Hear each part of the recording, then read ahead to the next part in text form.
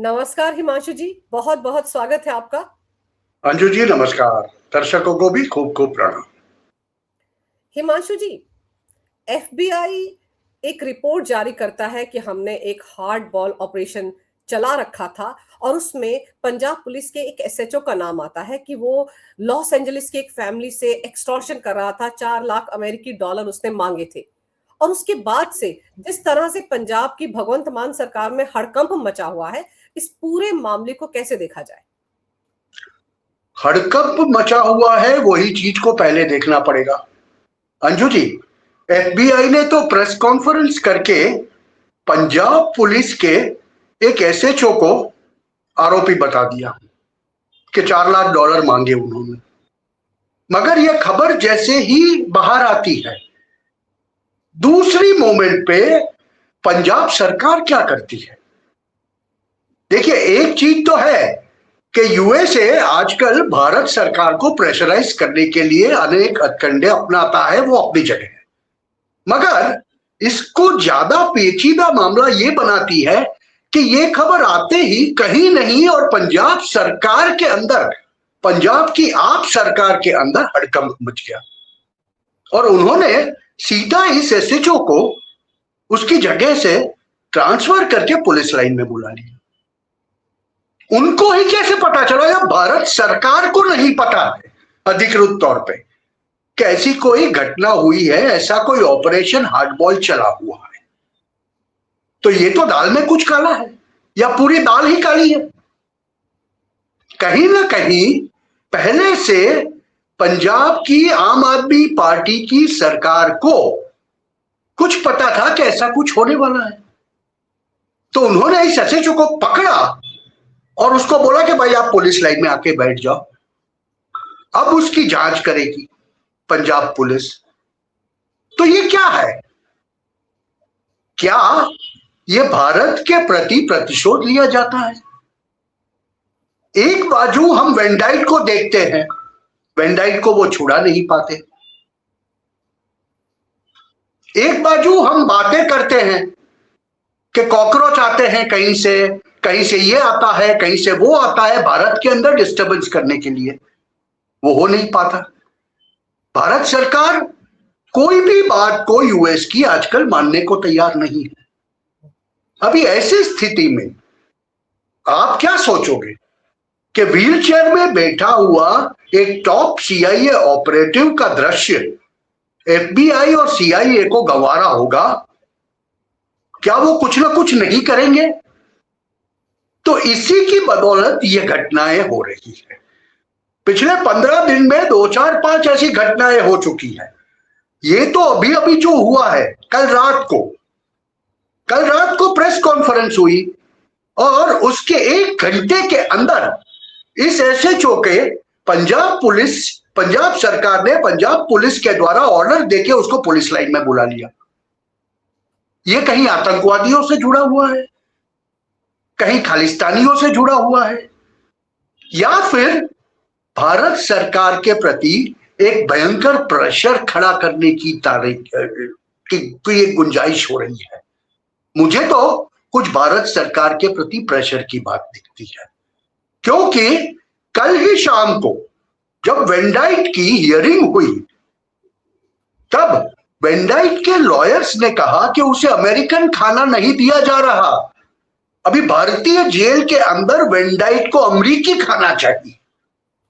जो भारत सरकार के वकीलों ने सीधा बोल दिया कि जेल के नीति नियम अंतर्गत जो खाना मिलता है वो खाना उनको मुहैया करवाया जाता है, तो वो हंगर स्ट्राइक पे नहीं है, वो जिंदा रह सकते हैं।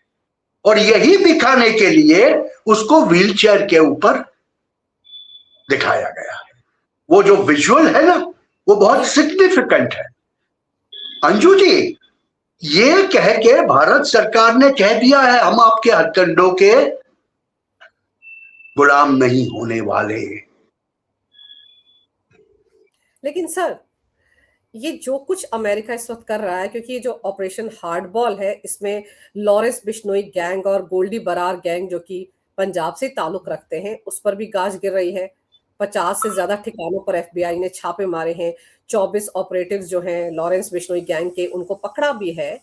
तो पहले तो ये बात है कि लॉरेंस बिश्नोई को लेकर अभी कुछ दिन पहले अरविंद केजरीवाल ने कहा था कि देखिए वो तो साबरमती जेल में बंद है, उस पर तो किसी का जोर नहीं है, सीधे सीधे स्टैंडिंग इंस्ट्रक्शंस है केंद्रीय गृह मंत्रालय की कि उसको कोई हाथ नहीं लगा सकता, उसको किसी और जेल में शिफ्ट भी नहीं किया जा सकता, अगर दूसरे राज्यों की पुलिस को पूछताछ भी करनी होगी तो भी नहीं कर सकते।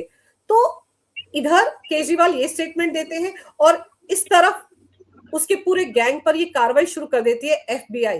क्या इसको भी कहीं ना कहीं जोड़कर देखा जा सकता है? वो भी तब जब हम जानते हैं कि हमारे देश में जो हाफ फ्रंट एक्टिव है वो अमेरिका के इशारे पर नाचता है। हाँ, ये हाफ फ्रंट ने एक निर्देश दिया, एक उंगली बता दी कि अब शुरू करो, हम तैयार हैं।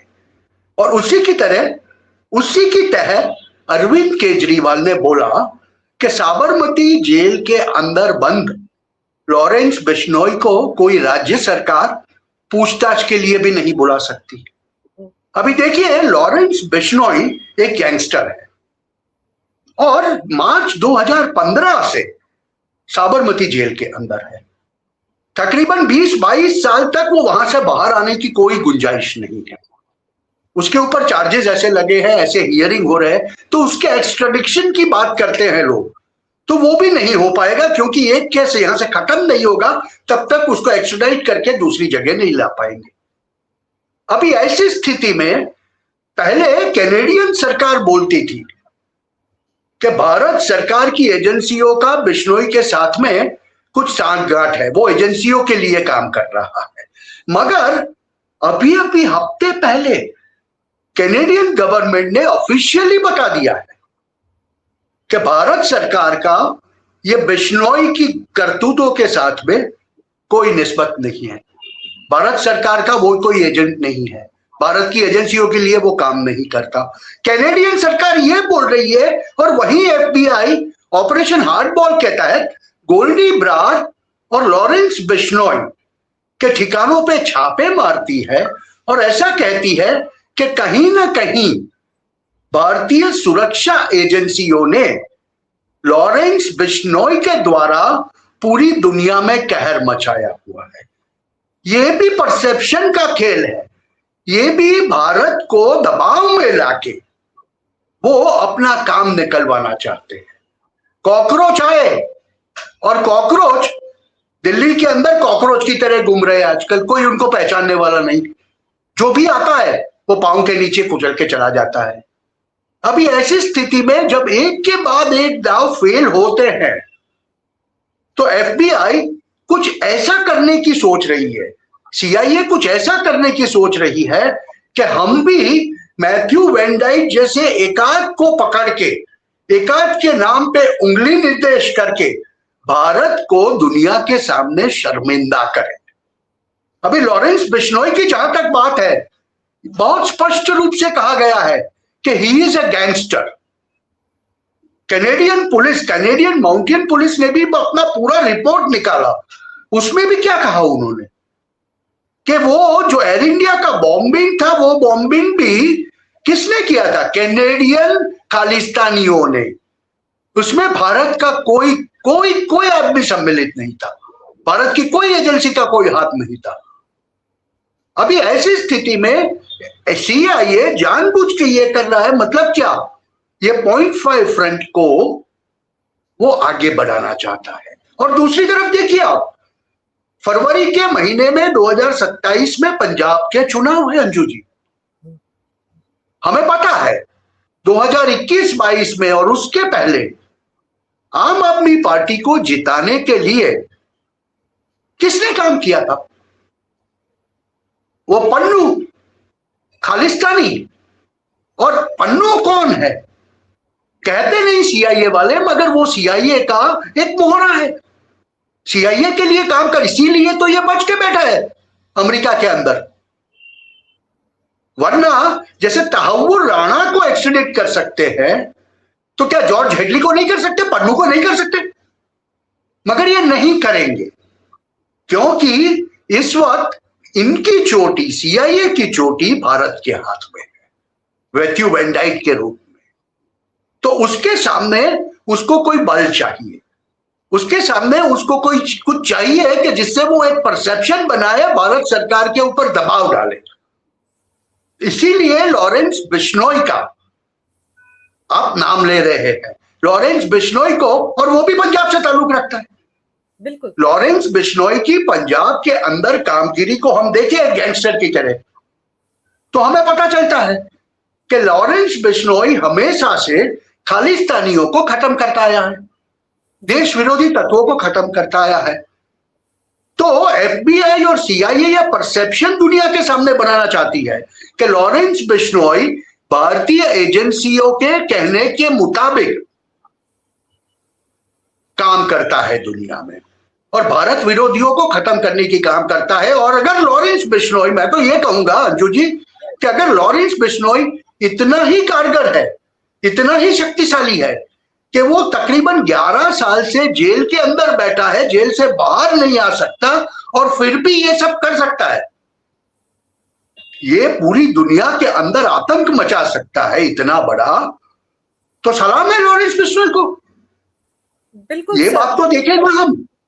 तो अंजू जी, ये जो परसेप्शन क्रिएट करने की कोशिश हो रही है ना, ये इवन होने का प्रयत्न है सीआईए का। सीआईए किसी न किसी तरह भारतीय एजेंसी जिनके पास अब लिवरेज है, वो लिवरेज के समकक्ष आना चाहता है, इसीलिए ये हथकंडे अपना रहा है। बिल्कुल सही कह रहे हैं आप सर, कहीं ना कहीं कोई ना कोई मंशा तो है एफबीआई की इस तरह के ऑपरेशन को लेकर, क्योंकि जैसे आपने भी कहा कि कनाडा ने अब भारत को क्लीन चिट दे दी कि निज्जर हत्याकांड से भारत का कोई लेना देना नहीं था, लेकिन दूसरी तरफ एफबीआई कहता है कि लॉरेंस बिश्नोई ने ही करवाई थी निज्जर की हत्या। और अब उन्होंने जिस तरह से एसएचओ का नाम लिया, उसको भी आप सोचिए कि उस पर भी 5 लाख अमेरिकी डॉलर का या 50,000 अमेरिकी डॉलर का इनाम घोषित कर दिया गया है। तो ये सारी कार्रवाइयों का जो टाइम है सर, वो अपने आप में इंपॉर्टेंट है ना, क्योंकि भारत में तो अब देखिए 20 जुलाई से मॉनसून सेशन शुरू होने जा रहा है, एफसीआरए का बिल जिसको लेकर बड़ी पेट में दर्द है अमेरिका के, वो बिल भी पेश होने जा रहा है। तो ये सब कुछ जो है, इसकी टाइमिंग को अगर जोड़कर देखा जाए तो कोई ना कोई अंदर खाने बड़ा खेल खेलने की कोशिश कर रहा है अमेरिका।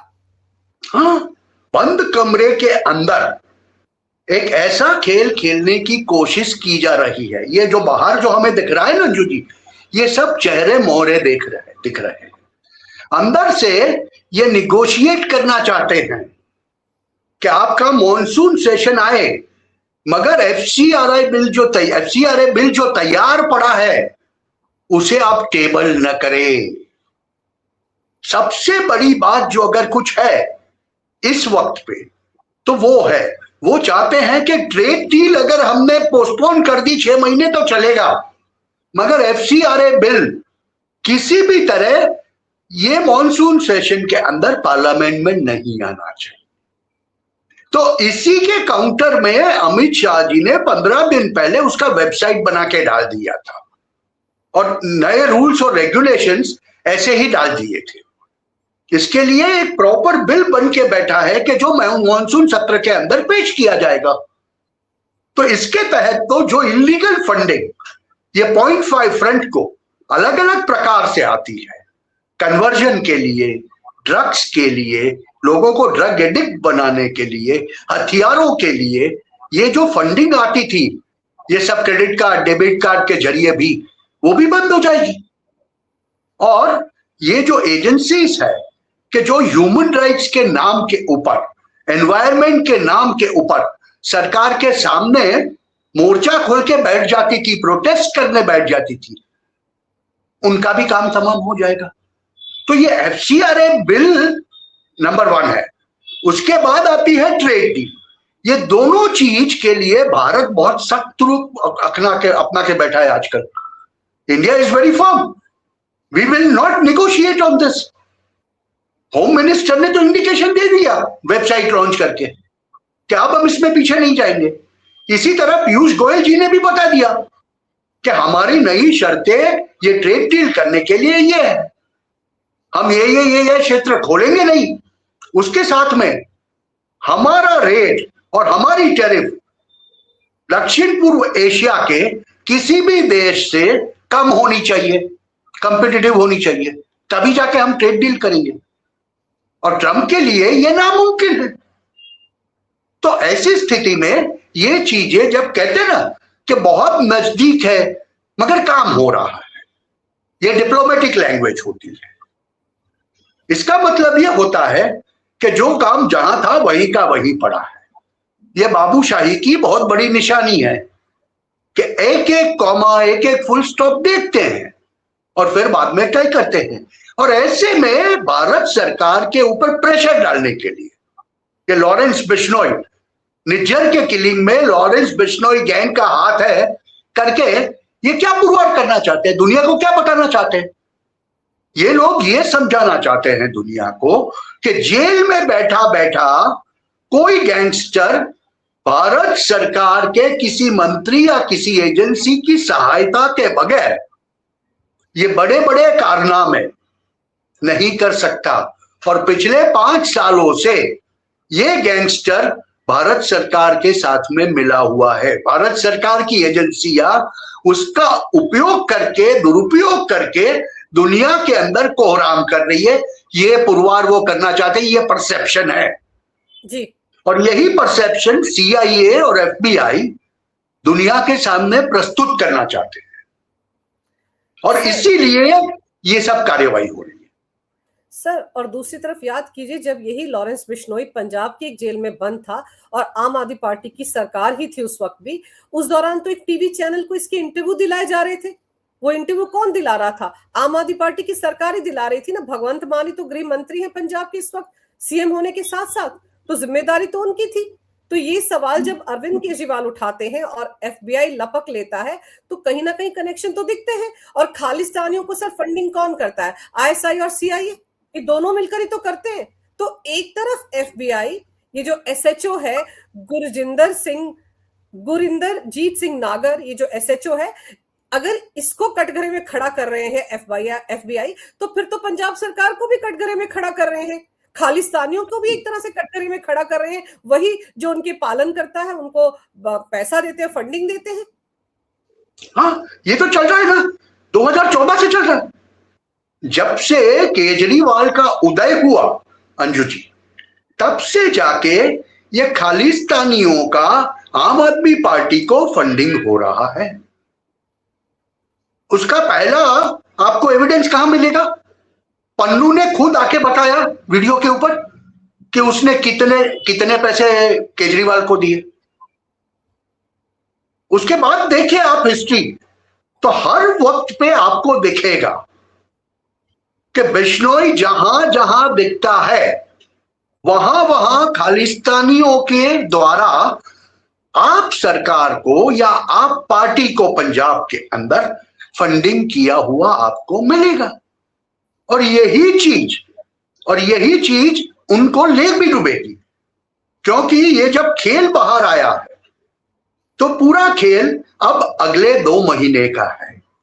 मेरी तो शंका वहां तक जा रही है कि कहीं ना कहीं ये खालिस्तानियों के लिए, खालिस्तानियों द्वारा दिए गए आम आदमी पार्टी को जो पैसे थे, वो पैसे इलीगल ड्रग्स की तस्करी में यूज होते हैं। क्योंकि आप देखिए, मैं आपको एक एग्जांपल दूं, 2021 जून महीने के अंदर पंजाब पुलिस के एक IG थे, कुंवर विजय प्रताप सिंह। वो कुंवर विजय प्रताप सिंह अपनी नौकरी छोड़ के आम आदमी पार्टी में आए, वहां पर 22 के चुनाव में वो MLA बने और उसके बाद वो कॉन्स्टेंटली पिछले 2-3 सालों में कहते रहे कि आप सरकार ने ये ड्रग्स के मिनज को खत्म करने के लिए कुछ नहीं किया। देखिए आज उनको पार्टी से निकाल दिया गया 6 साल के लिए, और ड्रग्स की तस्करी और ड्रोन्स के द्वारा या दूसरे जरिए सरहद पार से पंजाब के अंदर ड्रग्स के आने में कोई कमी नहीं हुई। इसको असिस्ट कौन करता है? इसको फाइनेंस कौन करता है? ये खालिस्तानी पैसे से आप आम आदमी पार्टी सरकार इसको फाइनेंस, सब आंख बंद करके बैठे हुए हैं। करप्शन की तो बात ही छोड़िए, ड्रग्स जैसे मिनेस को पंजाब के घर घर तक पहुंचा के उन्होंने पूरी एक नस्ल को बर्बाद कर दिया है। तो ये तो हमें दिखता है, और ये जो फंडिंग होती है खालिस्तानियों की, एक जमाने में जब कनाडा के अंदर जस्टिन ट्रूडो की सरकार थी, तब उनका मेन बेस कनाडा था। भले पन्नू यूएस में बैठता था, मगर वो आधा वक्त कनाडा में रहता था। मगर जब से जस्टिन ट्रूडो की सरकार गई है और पिछले 2 साल में माइक कार्नी की सरकार आई है, वो सरकार ने भारत के साथ अपने रिश्ते सुधार के इकोनॉमिक कोऑपरेशन के जरिए उन्होंने बहुत स्पष्ट रूप से मार्क कार्नी ने नरेंद्र भाई मोदी को, हमारे प्रधानमंत्री को स्पष्ट रूप से बताया है कि मैं आतंक को खत्म करने के लिए आपकी मदद करूंगा, और भारत के लिए कनाडा के अंदर से आने वाला आतंक मतलब खालिस्तानी आतंक। तो ये चीजें वहां पर हो रही है। बाकी बचता है सीआईए। अगर भारत की ट्रेड डील हो गई होती, 1 मिनट के लिए आप सोच लीजिए अंजू जी, कि भारत की ट्रेड डील यूएस के साथ में यूएस की टर्म्स पे हो गई होती, तो क्या यूएस ये सब करता? ये कोएशन की जो टैक्टिक होती है वो अमेरिकी सरकार हर वक्त हर जगह हर एक राष्ट्र के साथ में करती है। माई वे और हाईवे। अगर मेरे हिसाब से आप डील करोगे तो ठीक है, अगर ना बोलोगे आप तो मैं आपके काम में 100 रोड़े डालूंगा, और यही चीज आज वो कर रही है। तो मुझे तो समझ में आ रहा है कि ये ड्रग्स न तो खत्म हुए, न खालिस्तानी आतंकवाद खत्म हुआ, और उनको पोषण, ये अब चुनाव फिर से आ रहे हैं जी। तो ये एसएचओ का पकड़ा जाना क्यों हुआ? क्या आम आदमी पार्टी फिर से खालिस्तानी फंड्स लेने वाली है, या अब सीआईए को लग रहा है कि मेरा ये मोहरा, ये जो प्यादा मैंने खड़ा किया था, वो प्यादा तो कुछ चल नहीं पाया, तो अब इसको खत्म करना है, क्योंकि उनका दूसरा एक प्यादा है ना भारत के अंदर, वो राहुल गांधी। और वो राहुल गांधी है कहां आजकल? ये सब हो रहा है। देखिए, ये भी बड़ी शंका की बात है। आप सोचिए कि जब राहुल गांधी भारत के अंदर नहीं है, तभी जाके सीआईए और एफबीआई की सभी गतिविधियां भारत विरोधी हो रही है। 22 जून से राहुल गांधी कहां गए हैं किसी को नहीं पता। 12 जुलाई तक आने वाले नहीं है, और वो संसद के मॉनसून सेशन में आके बुमाबूम करेंगे, जैसे कि पूरी दुनिया सर पे उठा लेंगे। सर, क्या ये तो उसके पीछे नहीं है? वो कोलंबिया जाके तो नहीं बैठा सर, नया और वहां से कुछ उंगली कर रहा है?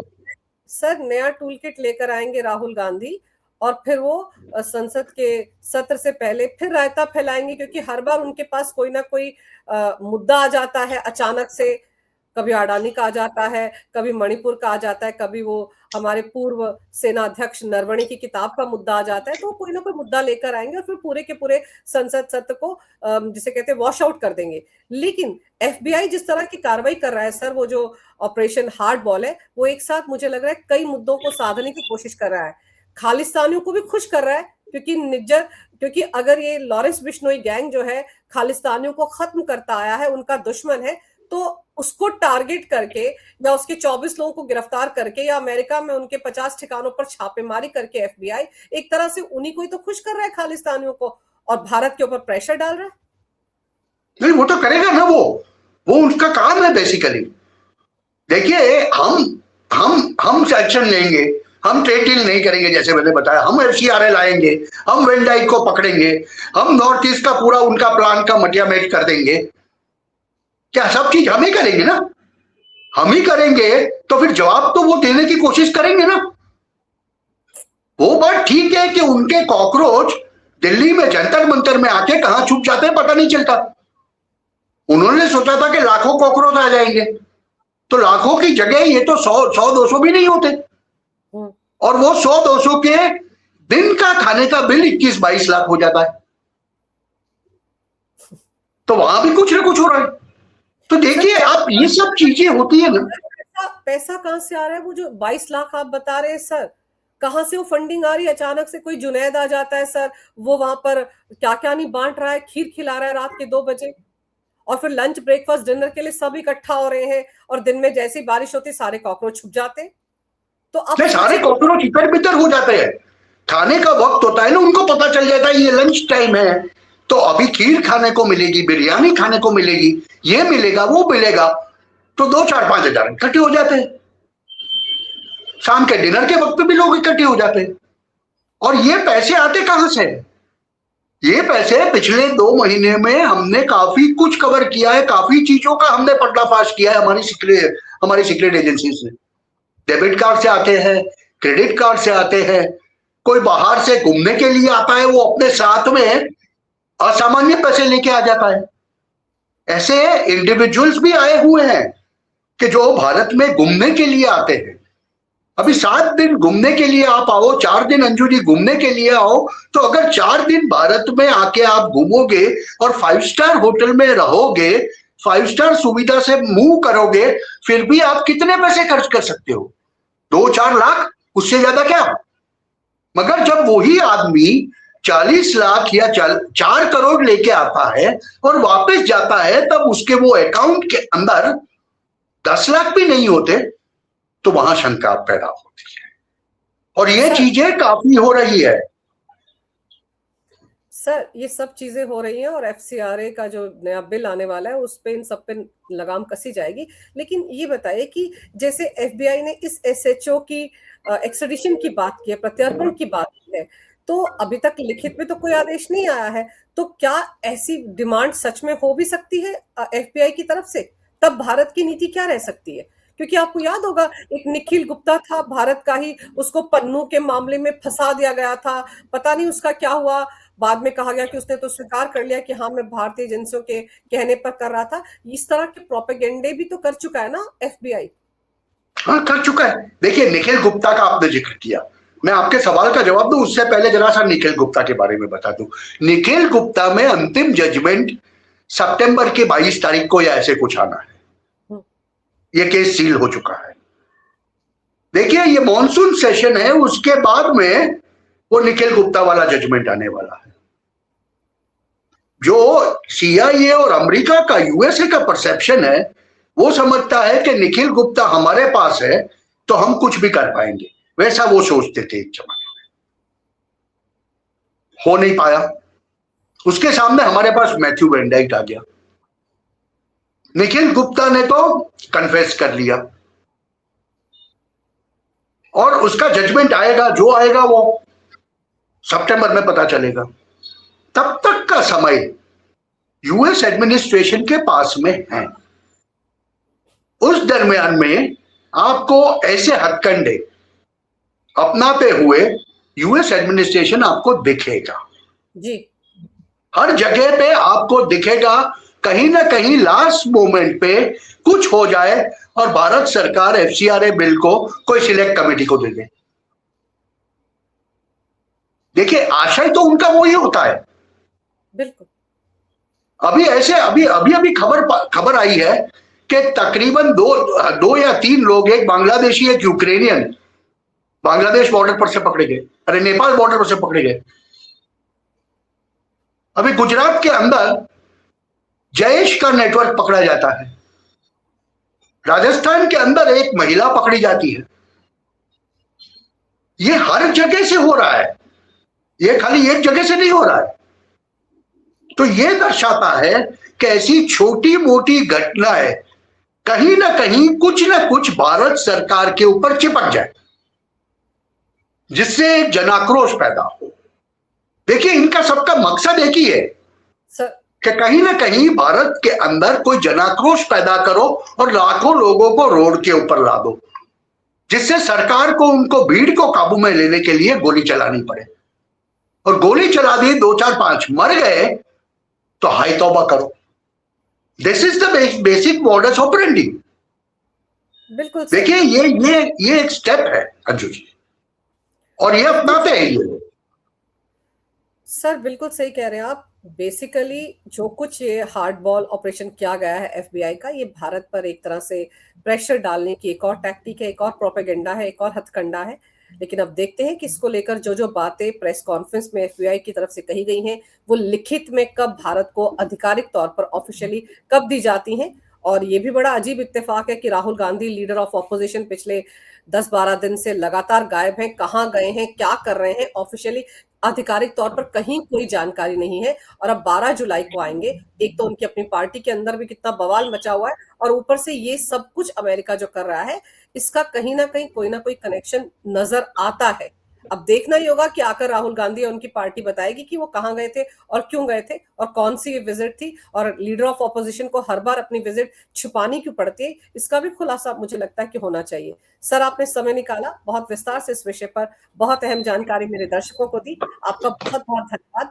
नमस्कार। भारत माता की जय। वंदे मातरम। जय हिंद। भारत माता की जय। वंदे मातरम। जय हिंद।